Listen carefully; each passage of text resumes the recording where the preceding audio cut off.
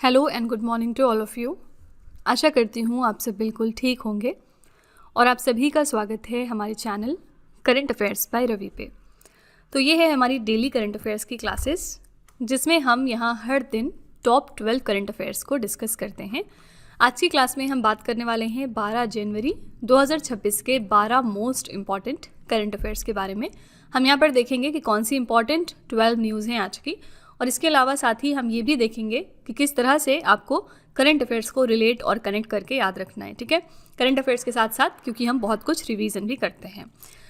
तो अगर आप इनमें से किसी भी एग्जाम की तैयारी कर रहे हैं तो आप हमारी इन क्लासेस को ज़रूर फॉलो कर लीजिएगा। करंट अफेयर्स के सेक्शन में इससे आपको बहुत ज़्यादा हेल्प मिलने वाली है, क्योंकि हमारे ये जो करंट अफेयर्स की क्लासेस हैं ये इन्हीं एग्जाम्स को टारगेट करते हैं। ठीक है, तो फ्रेंड्स चलिए हम आज की क्लास अपनी स्टार्ट कर लेते हैं। सबसे पहले हम शुरू करेंगे क्विक रिवीजन के साथ, यानी हमने जो एक दिन पहले टॉप 12 करंट अफेयर्स किए होते हैं उनको यहाँ हम दोबारा से सरसरी निगाह से वन लाइनर फॉर्मेट में रिवाइज करते हैं।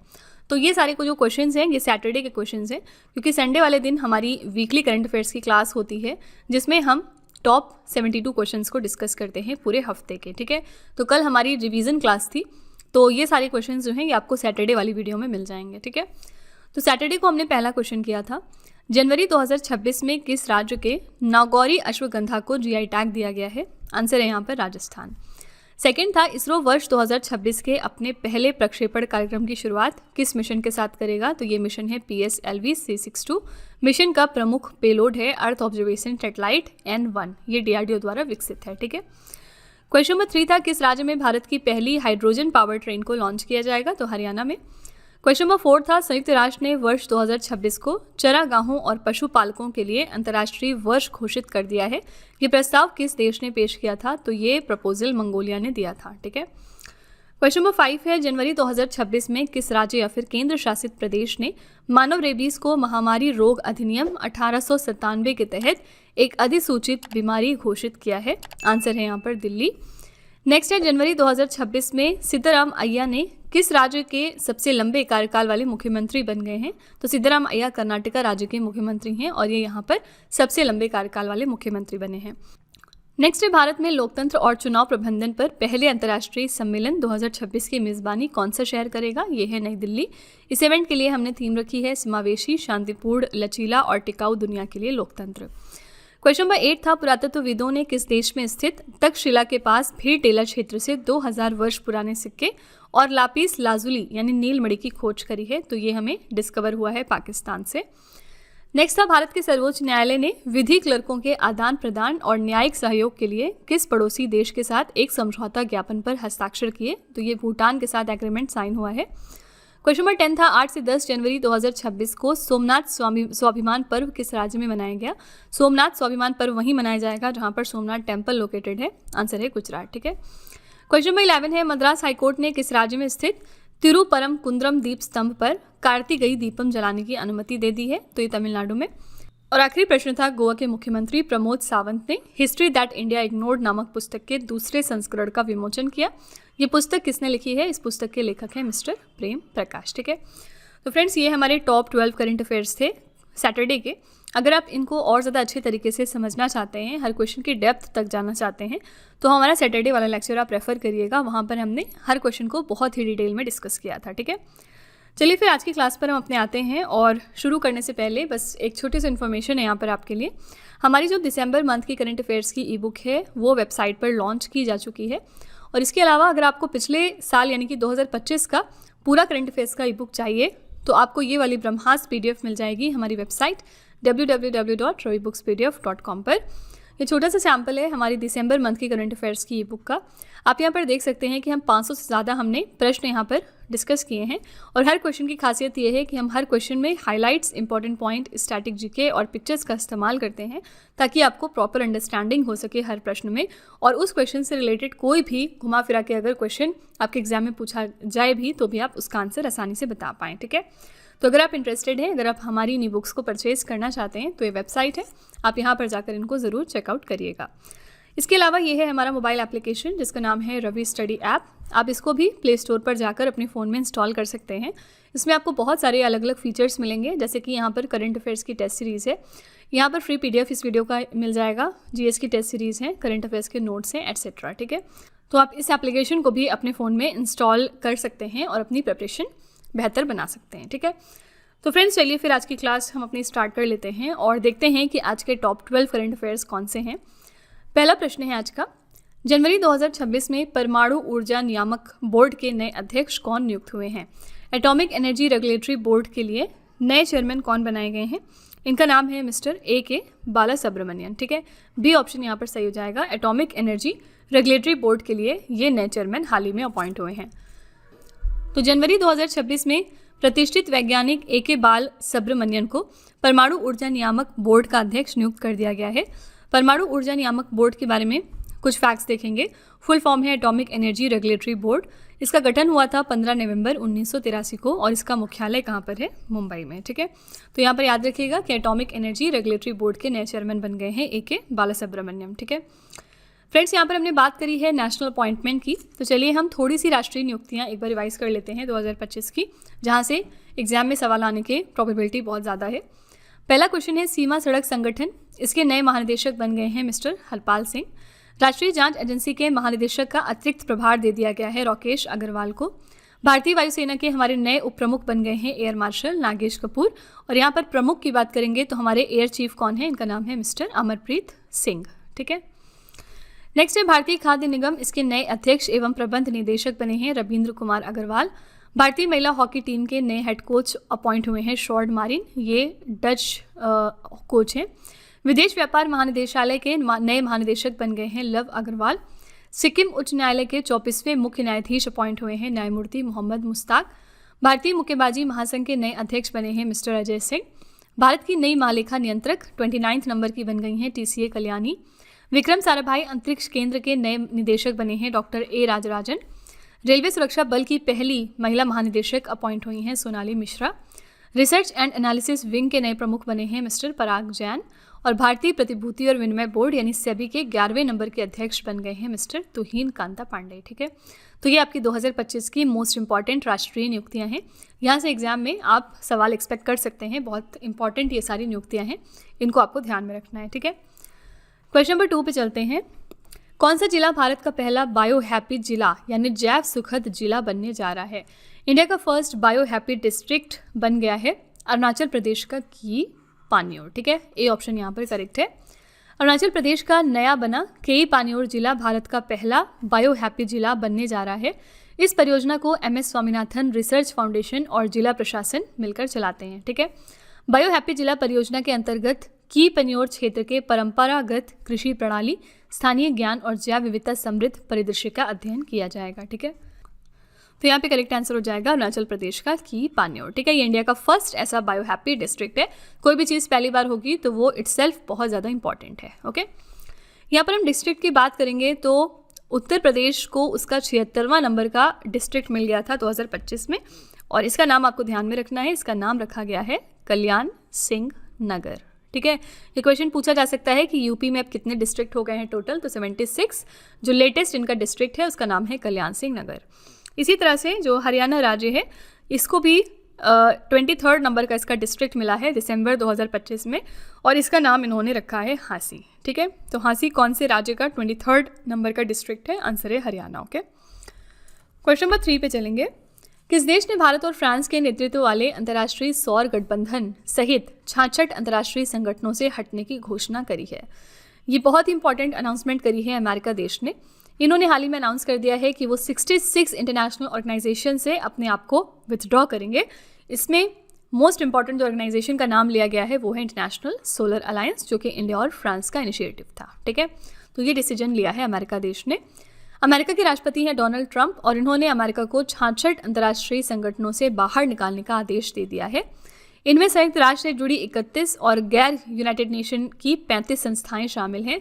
भारत फ्रांस के नेतृत्व वाला इंटरनेशनल सोलर अलायंस भी इसी सूची में आता है। ठीक है, कारण क्या है? व्हाइट हाउस के अनुसार ये संगठन अमेरिकी संप्रभुता और आर्थिक हितों के खिलाफ कार्य कर रहे थे। ठीक है, तो यही रीजन है कि यूएसए ने डिसाइड किया है कि टोटल 66 इंटरनेशनल ऑर्गेनाइजेशन से ये आपको अपने आप को विथड्रॉ करेंगे। ओके, इंटरनेशनल सोलर अलायंस की बात करेंगे तो इसका जो हेडक्वार्टर है वो कहाँ पर लोकेटेड है? इंडिया में लोकेटेड है, हरियाणा के गुरुग्राम शहर में। ठीक है, तो इसका हेडक्वार्टर ज़रूर याद रखिएगा। कौन सी दो कंट्रीज इसमें इन्वॉल्व हैं? इंडिया और फ्रांस। लेटेस्ट नेशन कौन सी है जिसने इंटरनेशनल सोलर अलायंस को ज्वाइन किया था? तो ये देश है मोल्डोवा, ठीक है।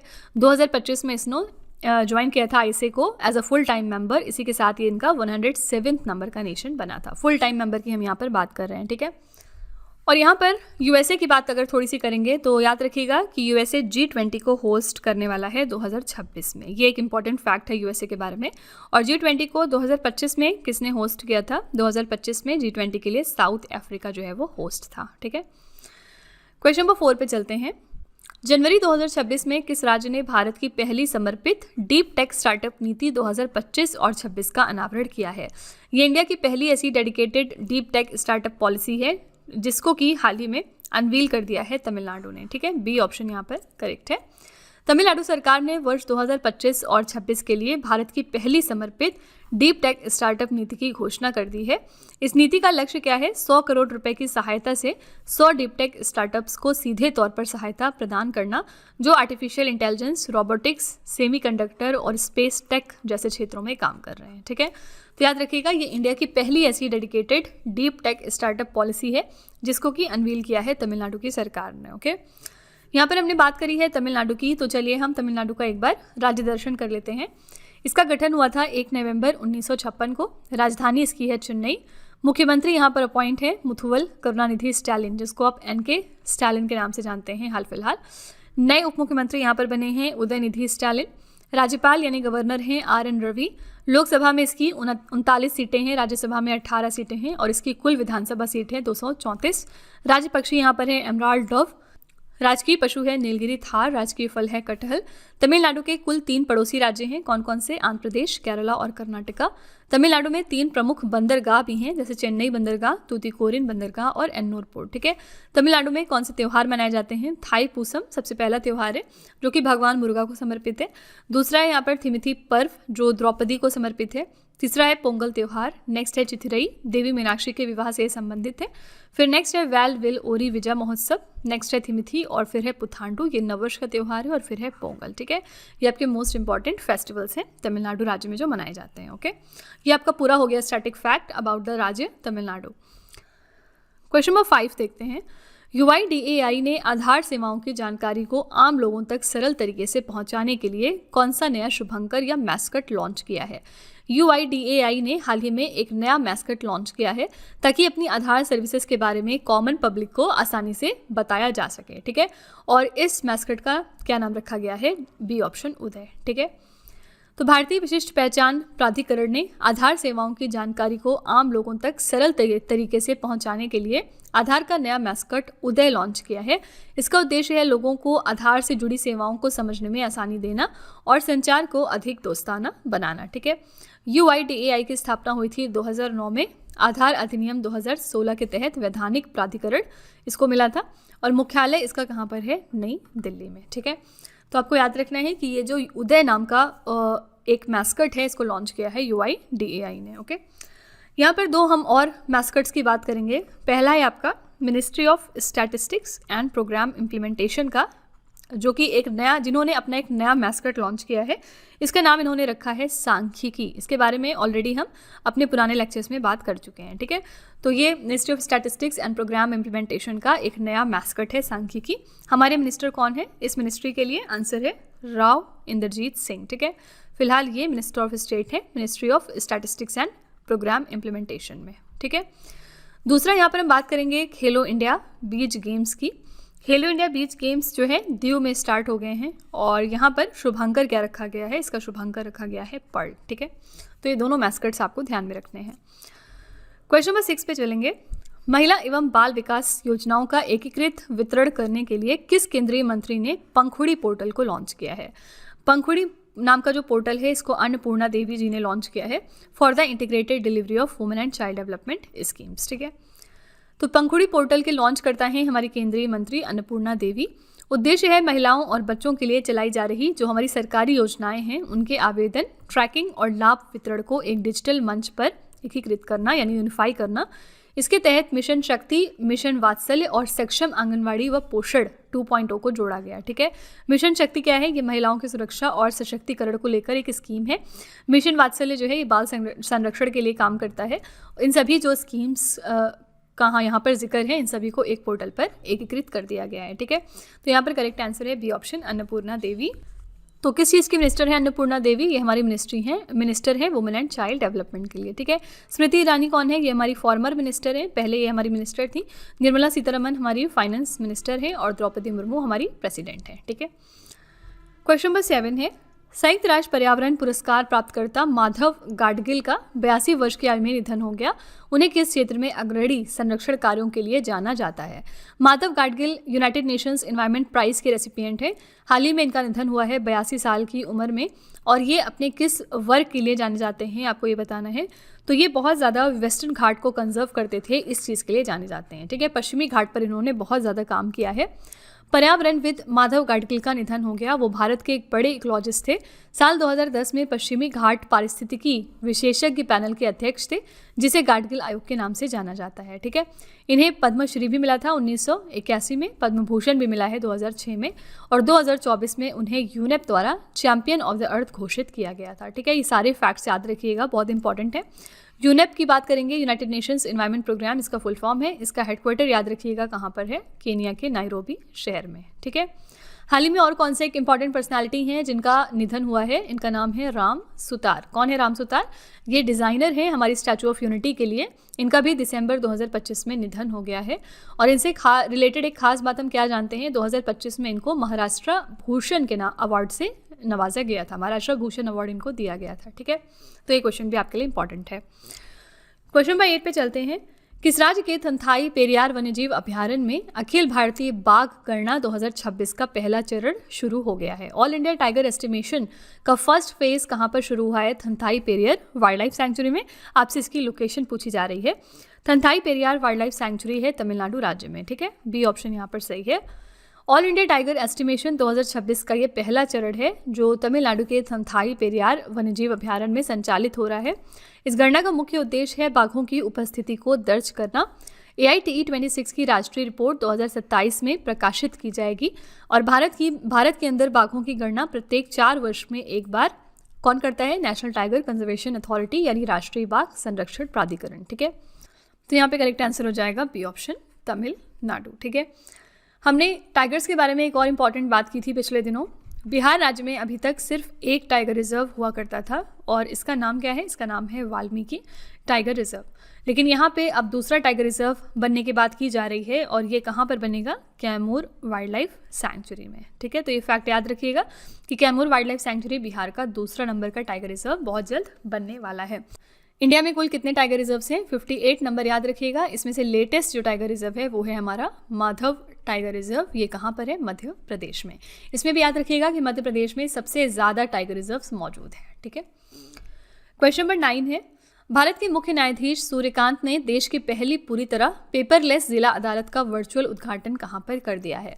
तो कंट्री का first fully paperless district court हाल ही में इनॉग्रेट हो गया है केरला के वायनाड में। ठीक है, किसने इनॉग्रेशन किया है? हमारे 53rd नंबर के चीफ जस्टिस ऑफ इंडिया जो कि हैं जस्टिस सूर्यकांत।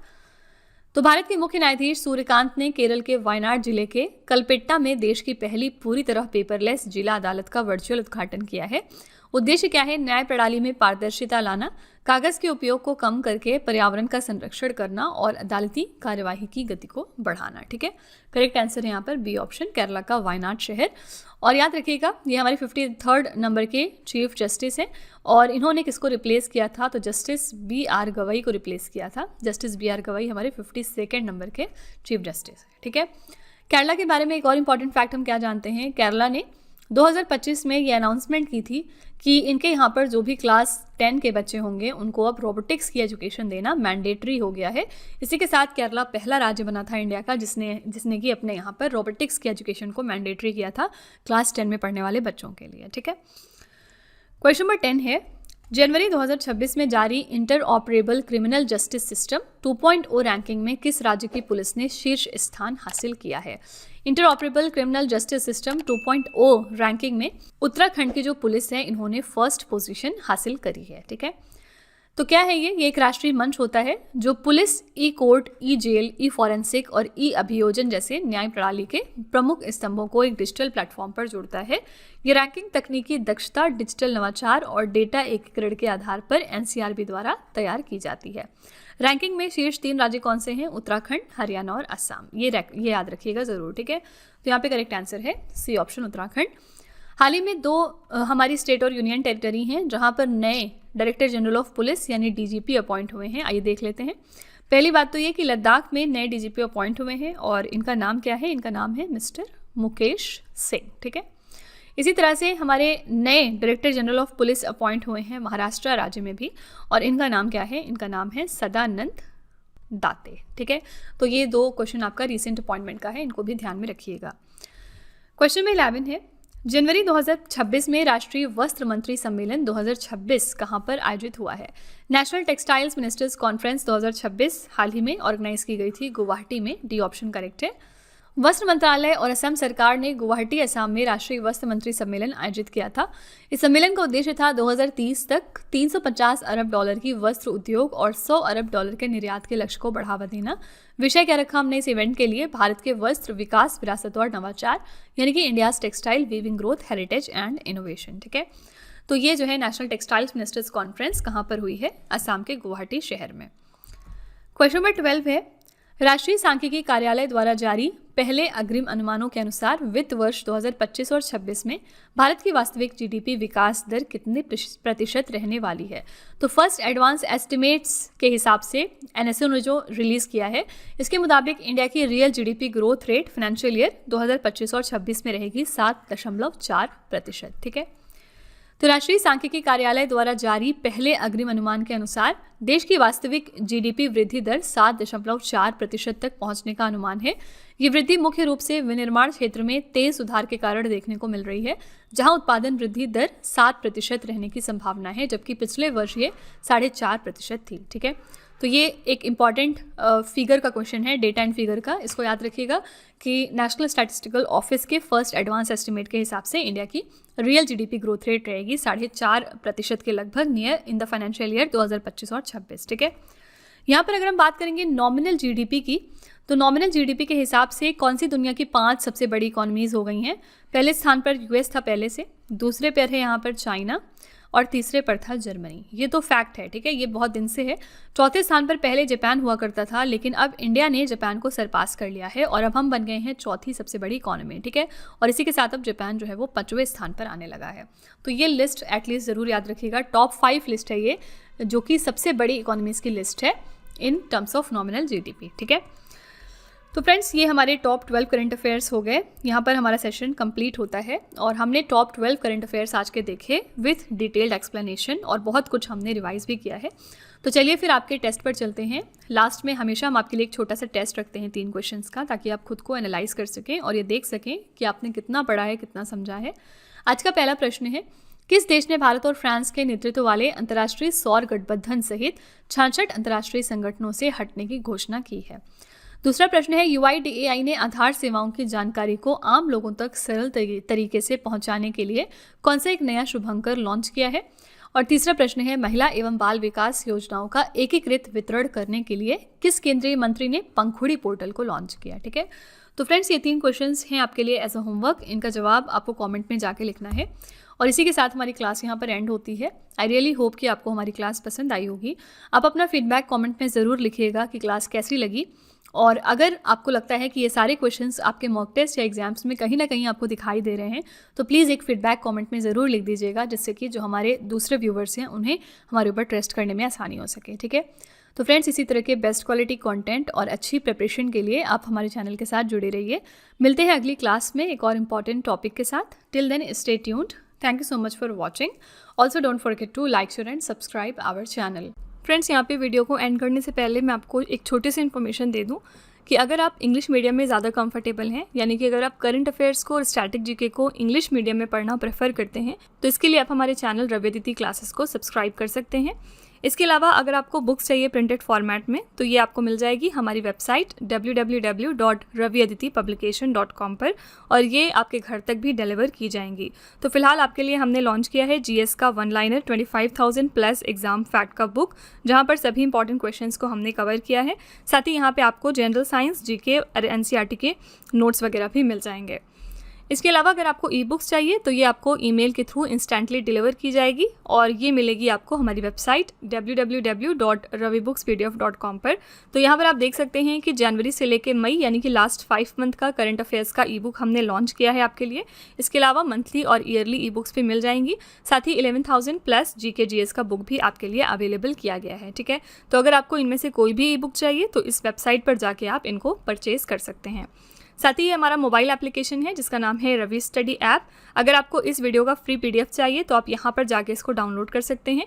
इस एप्लीकेशन में और भी चीज़ें हैं आपके लिए, जैसे कि GS की टेस्ट सीरीज़, करंट अफेयर्स के नोट्स, यूट्यूब के वीडियो नोट्स, करंट अफेयर्स की ई बुक्स, GK GS की ई बुक्स एटसेट्रा। ठीक है, तो आप इस एप्लीकेशन को डाउनलोड करके फर्दर एक्सप्लोर कर सकते हैं।